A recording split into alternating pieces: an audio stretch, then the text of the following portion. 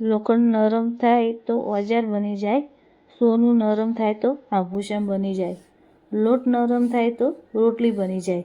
એક માણસ જ નરમ નથી બનતો, નહીંતર નરમથી નારાયણ બની જાય. આ વાત સાથે ગુડ મોર્નિંગ, જય શ્રી કૃષ્ણ, જય બોચરમાં. કેમ છો બધા? આઈ હોપ તમે બધા જ મજામાં હશો. અમે પણ મજામાં છીએ અને મારા પ્રભુના ચરણોમાં પ્રાર્થના છે કે તમે ને તમારો પરિવાર ખૂબ જ સુખી હોય, સ્વસ્થ હોય અને સુરક્ષિત હોય. જીવનમાં કોઈ દિવસ ઉદાસ ના થવું.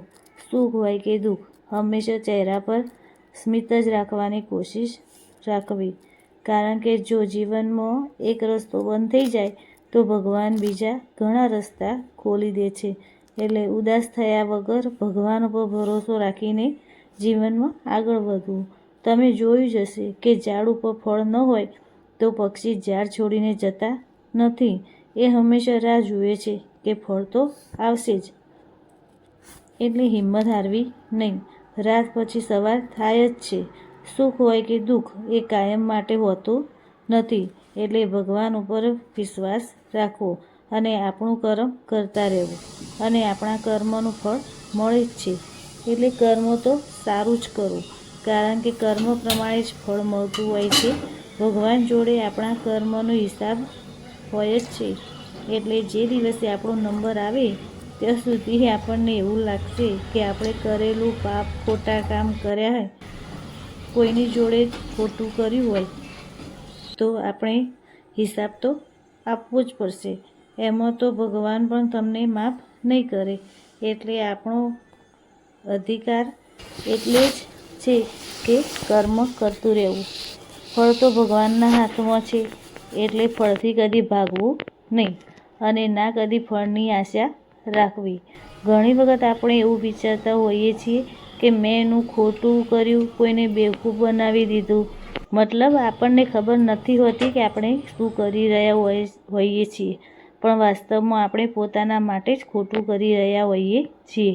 કોઈ કર્મ એવું ના કરવું, કોઈ આપણા મોઢેથી એવા કોઈ શબ્દો ન બોલવા કે જેનાથી સામેની વ્યક્તિને દુઃખ થાય. જો આપણે આવું પણ વિચારવા પણ લાગ્યા કે કરવાનું તો બાજુમાં રહ્યું, પણ જો આપણે વિચારીશું કે સામેની વ્યક્તિનું આપણે ખરાબ કરવાનું જ નથી, તો ભગવાનને પણ લાગશે કે માણસ બનાવીને ખોટું નથી કર્યું. એટલે આપણા મોઢેથી કોઈ દિવસ એવા ખોટા શબ્દો ન બોલવા. થાય તો આપણે સારું કરવું, પણ કોઈનું ખોટું કરવું નહીં, કરવું પણ નહીં ને વિચારવું પણ નહીં. તો હવે આપણે ભાખરીનો લોટ બાંધી દઈશું. તો ભાખરીના લોટમાં આપણે મીઠું, તેલ નાખીને આપણે એનો લોટ જો સરસ બાંધી દીધો છે. આજે આપણે બનાવવાનું છે કેરીનું શાક. હેલો ફેમિલી, ગુડ મોર્નિંગ, જય શ્રી કૃષ્ણ, જય બોચરમાં. કેમ છો બધા? આઈ હોપ તમે બધા જ મજામાં છો. અમે પણ મજામાં છીએ અને મારા પ્રભુના ચરણોમાં પ્રાર્થના છે કે તમે અને તમારો પરિવાર ખૂબ જ સુખી હોય, સ્વસ્થ હોય અને સુરક્ષિત હોય. તો આજે થઈ ગયો શનિવાર, હનુમાન દાદાનો વાર. આજે આપણે બનાવવાનું છે કાચી કેરીનું શાક. આમ તો બધા લગભગ હોળી જાય ને પછી જ આપણે કેરી ખાવાનું ચાલુ કરીએ છીએ. હોળી પહેલાં આપણે કેરી ખાતા નહીં, કાચી કેરી. અને પછી કેવું થાય કે પેલો બધાને જેમ પીવડાવવાનું હોય, બધું હોય કે હોળી પર બધું કાર્યક્રમ એ બધું રાખતા હોય છે. પછી જ આપણે કાચી કેરી ઘરમાં આપણે ખાવાની ચાલુ કરતા હોઈએ છીએ. એટલે એક વખત વચ્ચે કેરી તો લાવી દીધી હતી કાચી, કે જેનું આપણે કચુંબર બનાવી દીધું હતું કેરીનું, ડુંગળીનું. કે અત્યારે ઉનાળામાં કેવું થાય કે તમે કાચી કેરીનું, ડુંગળીનું જો કચુંબર સલાડ કરીને તમે ખાઓ ને તો તમને લૂક ના લાગે. કારણ કે હવે તો દિવસ જશે એમ એમ ગરમી વધવાની જ છે. એટલે અત્યારે ઉનાળામાં કાચી કેરી અને ડુંગળીનું બેનું સલાડ કે કચુંબર જે કહેવાતું હોય આપણે કરીને ખાઈએ ને તો વધારે સારું, આપણને લૂક લાગતી નહીં. અને આજે આપણે બનાવવાનું છે કાચી કેરીનું શાક. તો આપણે કાચી કેરીનું શાક બનાવવા માટે તો જો આપણે કેરી સમારી મૂકી દીધી છે અને હવે આપણે વઘાર મૂકી દઈએ. તો હું તમારી જોડે શેર કરીશ કે કાચી કેરીનું શાક અમે કેવી રીતે બનાવીએ છીએ ને હું તમને બતાવું. તો ચલો બતાવું તમને કાચી કેરીનું શાક. તો આપણે શાક બનાવવાનું હોય એ પહેલાં આપણે મસાલું પહેલાં કમ્પ્લીટ કરી દેવાનું. કે અંદર જે મસાલા ખૂટતા હોય એ બધા આપણે ભરી દેવાના. તો જો એમાં મરચું ખૂટતું હતું તો આપણે મરચું ભરી દીધું અને રહી થોડી ઓછી હતી પણ અત્યારે આપણે ચલાવી લઈશું, પછી આપણે ભરી દઈએ.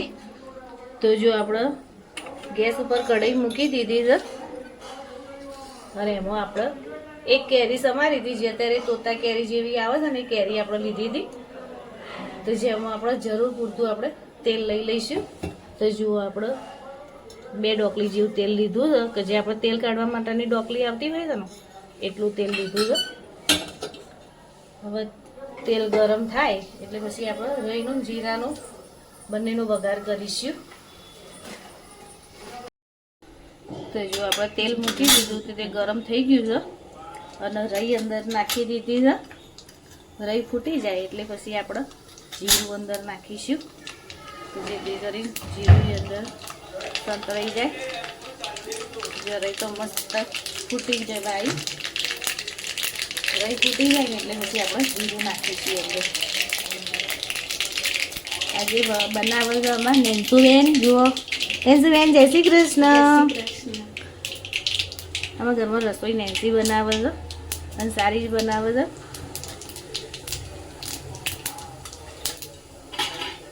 તો જો જીરું એ નાખી દીધું, અને હવે હિંગ નાખીશું.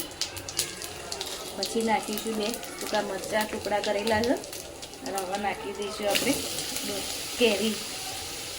કેરીના જે માપના જ આપણે ટુકડા કર્યા છે. બહુ મોટા એ નહીં, બહુ નાના એ નહીં. હવે ગેસ આપણે જુઓ ધીમો જ કરી દીધો છે. હજુ થોડો ધીમો કરી દઈશું.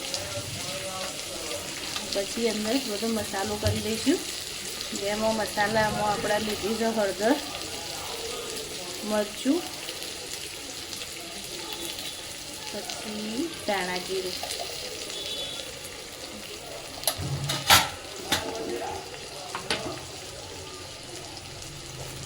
હવે લઈ જઈએ મીઠું. હવે થોડું પાણી નાખીને પછી એના ધીમા તાપે આપણે ચડવા દઈશું. કેરીને ચડતા તો વાત હતી જ નહીં. આમ કાચી કેરી હોય એમાં ખટાશ હોય એટલે એના લીધે આપણને વિટામિન સી એ ભરપૂર પ્રમાણમાં મળતું હોય છે. અત્યારે ઉનાળામાં લગભગ બધા ફ્રૂટો એવા જ આવે છે, જેમ કે દ્રાક્ષ આવશે, પછી આ કાચી કેરી હોય, તો આપણને વિટામિન સી ભરપૂર પ્રમાણમાં મળી જાય. હવે થોડું અંદર પાણી નાખીશું. બસ હવે એને ગેસ ધીમો કરીને ઢાંકીને પછી ધીમા તાપે એને ચડવા જ દઈશું. આ શાક થતો વાર લાગતી નહીં, સહેજે 5 મિનિટમાં તો શાક તૈયાર થઈ જશે. તો જુઓ આપણે જોઈ લઈએ. હવે 3 થી 4 મિનિટમાં લગભગ તો શાક થઈ જાય છે. તો જુઓ આપણું શાક ચડી ગયું છે કે નહીં, એવું ચડી ગયું છે મસ્ત શાક.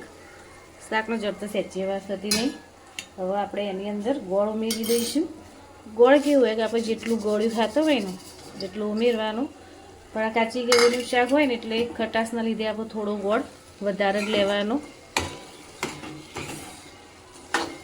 એટલે આપણને ખાટું ના લાગે. શાક ખાટું મીઠું શાક હોય ને તો ખાવાની મજા આવી જાય. તો જો ગોળ ઓગળી જાય એટલે આપણે રાહ જોવાની છે, ને પછી થોડું ઉપરથી 1 ચમચી ધાણા જીરું ઉમેરી દઈશું. તો જો આપણે હવે એના ધીમે ગેસે ગોળનો ઓગળવા દઈશું. આપણે ડીશ ઢોકી દઈશું. સરસ તેલે છૂટું પડી ગયું છે. જુઓ મસ્ત શાક બન્યું છે ને, જોઈને જ ખાવાનું મન થઈ જાય. બોલો કોના કોના મોઢામાં પાણી આવી ગયું આ શાક જોઈને? કાચી કેરીનું શાક જોઈને લગભગ બધાના મોઢામાં પાણી આવી જ જાય.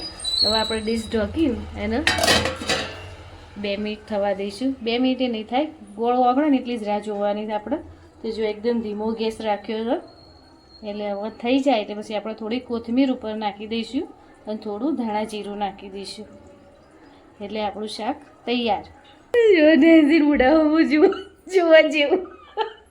એને ગોળ સમાર્યું પણ કેવું થયું, ચપ્પુ આવી ગયું હાથમાં, એવું ખબર ના પડી કે ગોળ થોડો ઉછળ્યો એના હાથમાંથી. તે થોડો આજુબાજુમાં જો ગોળ થોડો વેરાયો છે, થોડો નહીં ચાલો, એવું તો થયા કરે. કામ કરતા હોય એટલે આજુબાજુની જગ્યા તો બગડવાની જ છે, પછી સાફ કરી દેવાની. તો જો મસ્ત એને ગોળ સમારીને મૂકી દીધો છે, કે જ્યારે બી આપણે ઉપયોગમાં લેવો હોય ને એટલે આપણે ગોળ ભાગવા ના બેસવું પડે. એટલે આ રીતે તૈયાર જ રાખવો ગોળ. તો જો મસ્ત આપણું રસાવાળું શાક તૈયાર થઈ ગયું છે. આપણે મીઠો છોટી દઈશું થોડી, અને 1 ચમચી ભરી ધાણા જીરું અંદર નાખી દેવાનું, એટલે મસ્ત શાક આપણું રસાવાળું બની જશે. 1 ચમચી ભરીને આપણે ધાણા જીરું નાખી દઈશું.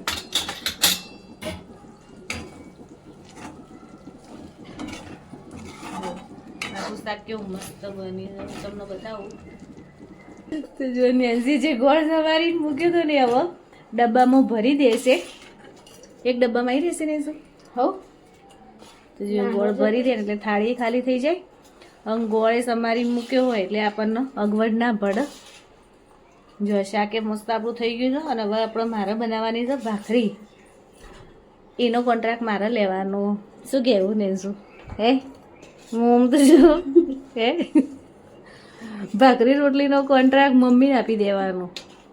એમને શાક બનાવીને ઊભું થઈ જવાનું. શું કેવું આવું હે લો બોલો. તો જો આપણે ભાખરી કરવાની ચાલુ કરી દીધી છે.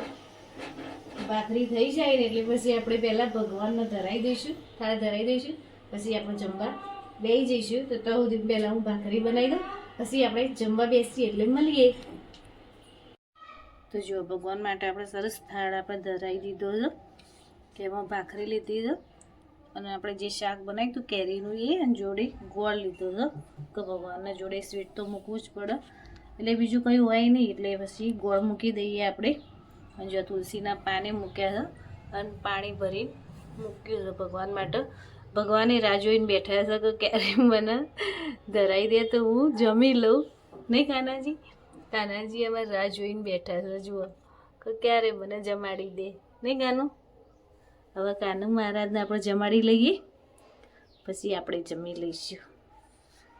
તો જુઓ કાનાજીને મસ્ત થાળ ધરાવી દીધો. તો જુઓ થઈ ગયા છે 12:55 અને આપણે જમવા માટે બેસી ગયા છીએ.